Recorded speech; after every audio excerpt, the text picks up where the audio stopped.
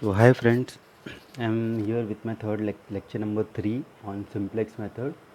In the first lecture we saw what is an operation research, introduction of operation research, how to solve an LPP problem with the help of graphical method. Second lecture was on solving LPP using algebraic method. Now we are going to see how to solve an LPP problem by using simplex method with variable less than or equal to 2. Okay, so here is an example which I have taken as Shaders Electronic Company product mix problem as follows. So Shaders Electronic Company has a problem that is of maximization with objective function maximize profit equal to 7x1 plus 5x2. So there are two decision variables x1 and x2, and there are two constraints given as 2x1 plus x2 less than or equal to 100, and second constraint is 4x1 plus 3x2 less than or equal to 240. So as we know, there are two decision variables x1 and x2, both should be greater than or equal to 0.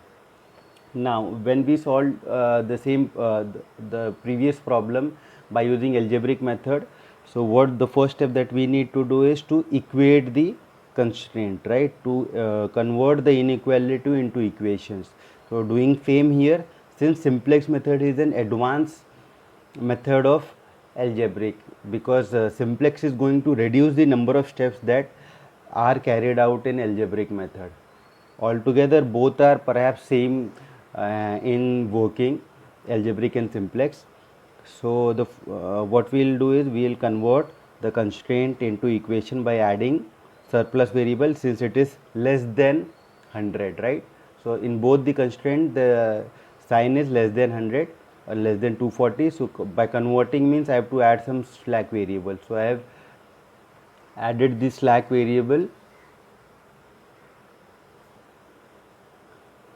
S1 and S2, right? So now my new constraint becomes 2x1 plus x2 plus S1 equal to 100, 4x1 plus 3x2 plus S2 equal to 240. S1, S2 are slack variable. Now there are four decision variables x1, x2, S1, S2. S1, S2 are basic variable, S1 and S2 are basic variable, x1, x2 are non-basic variable. Now as compared to previous problem, I have changed the notation of slack variable. In previous problem I have taken x3 and x4, right? But I think taking S1 and S2 will be comparatively easy, because from S it represents slack, so it will be easy to identify during the problem that which are the slack variables. So I have taken S1, S2. It is very okay if you take x3, x4, x5, x6, anything, right? But to identify or to differentiate it from non-basic variable, I have taken another letter, alphabet. Okay, my objective function similarly becomes 7x1 plus 5x2 plus both the slack variables with coefficient 0, because this is not going to change the value of objective function, right? So now this is as per the method of algebraic. Now what we need to do now? See, in algebraic what we did is we have considered the four basic decision variables, right? And we have, since we have got two equations constraint, so we can only find values of two decision variables, but here we have four decision variables. So in algebraic what we did is, by considering the another two variables as 0, I found out the value of other two variables, right? So there were, if you remember, two ways of solving four variable problem with two constraints. So in the same way, what I'll do is, we will first allot, or we will find the value of S1 and S2, since there are four variables, as you can see, x1, x2, S1, S2, right? So I'll put x1 and x2 as 0, right, and I will try to find the value of S1 and S2. So I will begin from here, right? So since simplex is a systematic method as compared to algebraic, in algebraic when we start with the combinations, right, so we can have any combination first, right? But in simplex what we will do, we will always start with the combination of slack variable. So initially we have to write S1 and S2, basically we have to convert this constraints, two constraints, into slack variable by on the LHS, left hand side. So this rewriting this constraint as S1 equal to 100 minus 2x1 minus x2, right, and S2 is equal to 240 minus 4x1 minus 3x2.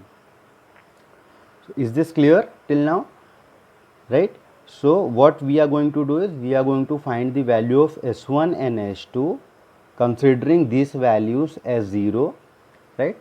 So it is very clear that if I put x1 x2 as 0, I will get S1 as 100, S2 as 240. You can also see here, right? If we put here 0 0, we'll get S1 100, S2 240, right? But similarly, when I put find the value of objective function x1 0, x2 0, what I'll get is 0. So in first, when I try to find the value of objective function putting x1 and x2 as 0, what I get is 0 profit, right? Because these two are slack variable and these two are non-basic or real variables which is taken from the problem, and if both the variables are 0, then obviously objective function would be 0, right? So this was the first thing that we need to do, finding the value of S1 and S2. Now since in simplex I already told you it is a systematic way, now what we need to do is we have to increase this the value of objective function, right? And how can we increase? By increasing the value of x1 or x2, right? So I have to take any one. For example, I will take x1. So how to increase the value of objective function? By increasing the value of x1. Suppose I select x1, I select the I select a variable which I have to increase and it is x1. I will increase the value of x1. So how much value of x1 can be increased, right? So I will take here, I will look at the constraint. See, S1 I have already defined that it will be greater than or equal to 0, right? So if I put, since x2 is 0, right, I will take only at x1, like take a look at only x1. So if I put 50 over here, right, so it becomes 100, 100 minus 100 is 0. If I put 60 over here, it becomes 120, 100 minus 120 is minus 20, which is not appropriate because I have already defined it should be more than 0 or equal to 0. So the maximum value that S1 can take with respect to x1 is 50. In the same way, the maximum value S2 can take with the help of, with respect to x1 would be 60, because 6 4 is 24, so it becomes 240 if I put 60 over here, right? So maximum value of x1 that I can increase in this constraint is 50, and in this constraint it is 60. So making it 50 over here, put my x1 to 0. Similarly, making it 60 over here, put my s2 to 0. So which is the least value? Because if I increase if I select 60, so I can't put 60 over here because it will make my S1 as negative, right? So I will select the minimum value that I can increase to x1. So it is 50. So that's why if this is the equation, right, so I will call this equation as the binding equation or limiting equation, because this limits my x1 value to 50. I hope you all are okay till now. Now what I'll do, I'll perform an iteration, right? So we are here with the iteration. So first iteration would be rewriting the binding equation. Now this is the binding equation, right? And what I need to find is, what I will be considering is to increase the value of x1. So I will put in the same way, when I put s1 on the left hand side, now I will put x1 on the left hand side, right? So if I put x1 on the left hand side, the equation becomes 2x1 equal to 100 minus x2 minus x1, and dividing by 2 because I want only x1 here. So it becomes 50 minus half x2 minus half s1, right? So this is my x1 now. Rewriting s2, right? So I have only, see, this was the binding equation, right? So I will replace this s1. Initially I have these two equations, right? So I have considered s1 and s2. Now if I got a binding equation, I will replace that variable with the another variable that I am going to increase the value. So x1 would be the another variable which is going to replace s1, right? So s1 is replaced with x1 over here. Now I have to write s2 as it is, right? So s2 is equal to 240 minus 4 in x1. X1 is this which I have got, right? So I will put the value of x1 over here minus 3x2, right? Rewriting and solving, 240 minus 4, 554 is 200 plus 2x2 minus minus plus 4 into half is 2x2, again 2s1 minus 3x2, right? Now solving this and this, 2 minus 3 is minus x2 plus 2x1, 240 minus 200 is 40. I am very sorry for the issue. I will once again explain everything. So solving this equation again, putting value of x1 in s2, right? So 240 minus 200 plus 4 into half is 2 plus 2s1 minus 3x2. Solving this again, 240 minus 200 is 40. So what you can do is, guys, you can write along with me so that you can solve and you will get to understand that what I am doing. Okay, so 40 minus x2, 2x2 minus 3x2 is minus x2 plus 2s1. So I got new constraint or equation which is s2 is equal to 40 minus x2 plus 2x1, and x1 is this, right? So this is x1, this is s2. Now my two variables which is under consideration, right? Now what I will do, if I am solving for x1 and s2, then I will put x2 and s1 as 0, s2 and x1, because there are four variable x1, x2, s1, s2, right? So if I put x2 and s1, as 0 to solve for x1, s2, what I will get is x1 as 50, s2 as 40, right? Similarly, objective function. So my new value for x1 is 50, s2 as 40, because I can increase the maximum value for x1 as 50, which we have seen earlier, right? So objective function, rewriting the objective function again, see, this is the objective function, 7x plus 7x1 plus 5x2 plus 0s1 plus 0s2. Now rewriting the same by incorporating the value of x1 in the objective function. So it was 7x1, I will put x1 value over here, see, 7x1, correct, plus 5x2 plus 0x1 plus s1 plus 0s2. So I will also write over here 0s1 plus 0s2. Now value of s2 what I get is 40, so I will put basically 40, but it doesn't make any sense because 40 multiplied 0 is 0, right? So by again solving this equation, the value which I will get is 350 minus 7 by 2 x2 minus 7 by 2 s1 plus 5 x2. Now if you remember, then for solving x1 and s2, what I am doing is putting x2 and s1 as 0. So here if I put 0, here I put 0, what the value I will get for z is 350, right? So in the first iteration, if you in the previous iteration, the maximum value that for z that I got is, see, x1 x2 0, s1 and s2 100 and 240, if I put, I will get 0. Now after the first iteration, what value for z I am getting is 350, right? So profit objective function value has been increased, right, with variable x1 and s2.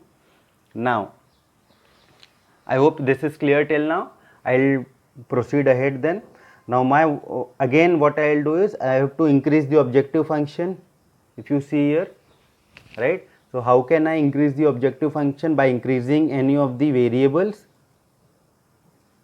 Okay, so we will go to next page and we will see how it is going to work. So I have written again the objective variable, objective function. Okay, now see objective function this.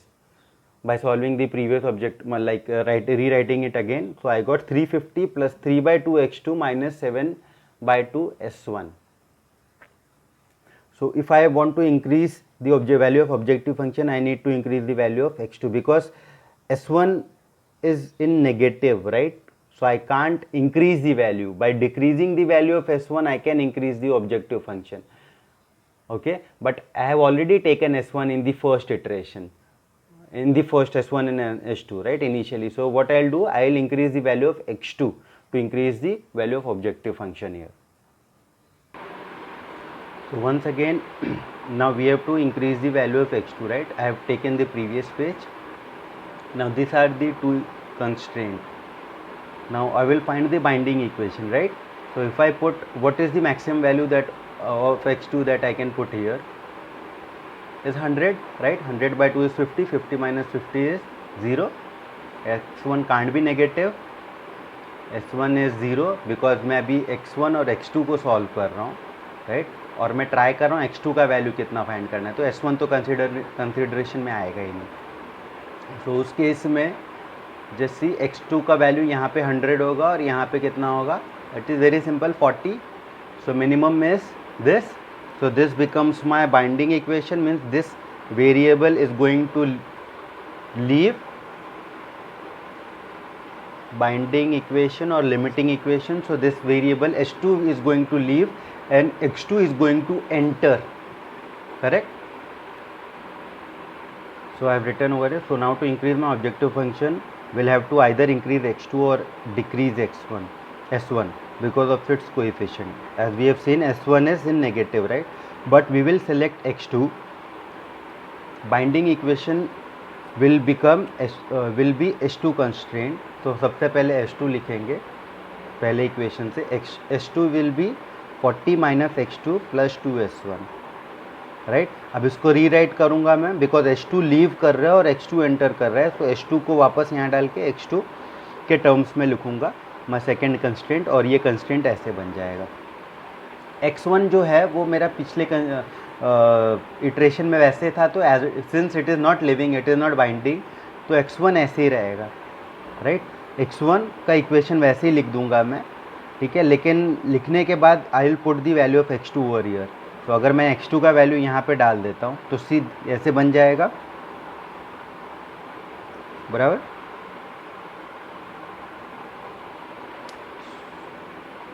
ठीक है, तो अब इसको solve करेंगे. Half of 40 is 20, तो बाकी bracket open करने पे एज इट इज़ रहेगा, ठीक है? सो माय आंसर, और after solving what I will get is x1 is equal to 30 minus half s2 minus s1. You can solve along with me, so you will come to know कि how this coming, ठीक है? So now if you see x1 by putting s1 and s2 as 0, I will be solving for x1 and x2, right? x2 because x2 मेरा अभी entering variable हो गया. सी x2 मैंने s2 को हटा के s2 को वापस यहाँ डाल के x2 ले लिया यहाँ पे s2 को डाल के, राइट? तो s2 और x2 and x1 are my new variable. For that I am going to solve by putting value of s2 and s1 as 0. So अभी मेरा x1 आ गया है, x2 में x2 ऑलरेडी है मेरे पास, राइट? तो अगर इन दोनों को 0 डाला तो x2 मिल गया 40, अगर s1 s2 को भी 0 डाला तो x1 मिल गया 30. So new values with me is 40 and 30. I will put this values in objective function. So my rewriting the above objective function. C 350 plus 3 by 2 x2 minus 7 by 2 s1. x2 का value क्या आया था मुझे, this. सो ये मैं objective function में x2 के बदले ये लिख दिया मैंने, और फिर मैं सॉल्व करने वाला हूँ पूरा, right? So after solving what I get is 350 plus 60 plus 3 by 2 s2 minus 3 by 2 s1, right? So s1 s2 will be 0. 350 plus 60 is 410, right? So I get the value of z as 410, x1 as 30 and x2 as 40. So this would be my optimum solution. Why optimum solution? See guys, this is not compulsory that when I get the actual decision variable in my solution or in this, so that will be the optimum solution. This is not the case. But in this case, see, I have already taken s1 and s2 initially, then I took S1, X1 and S2, then S1. So basically I have considered the possibility of S1 and S2, right? But the value of objective function Z is a maximum in this case. If you also try to increase the value of objective function more, right, by increasing S2 or S1, you will see that the value of Z is going to decrease, because increasing the value of S2 and S1 is not going to increase the value of my objective function, because in objective function the coefficient is 0, right? So there is no chance of increasing the S2 and value of S2 and S1, right? So that's it. If we can't increase the value of S2 and S1 to increase the value of objective function, then why should we solve by head? So this is my objective function, right? So see, now this is not the actual simplex. I will tell you, this is not the actual simplex. This is the algebraic form of actual simplex. So this is how a basic simplex method works, right? Now in tabular form we are going to see how to more simplify it, right? So what I will do is I will write, I actually forgot to tell you in the start of lecture, this is algebraic form of simplex method. So guys, please understand that simplex method is altogether different thing, right? It is always represented in tabular form, right? But actually how does it work? How the variable live, right? There is a binding equation, then one of the variable leaves, we perform another iteration, right? Then we check the value of objective function. Now if you are clear with this working of algebraic method, I hope it is going to be very easy the tabular form of simplex method for you, because you are going to actually understand how this is going to work. I have already solved the same problem for simplex tabular form. I will make another lecture for this, and I will correlate this with the algebraic method of simplex, so that you can actually understand that how this is going to work, right? So this is the actual simplex method in tabular form, that is I am going to take in another lecture.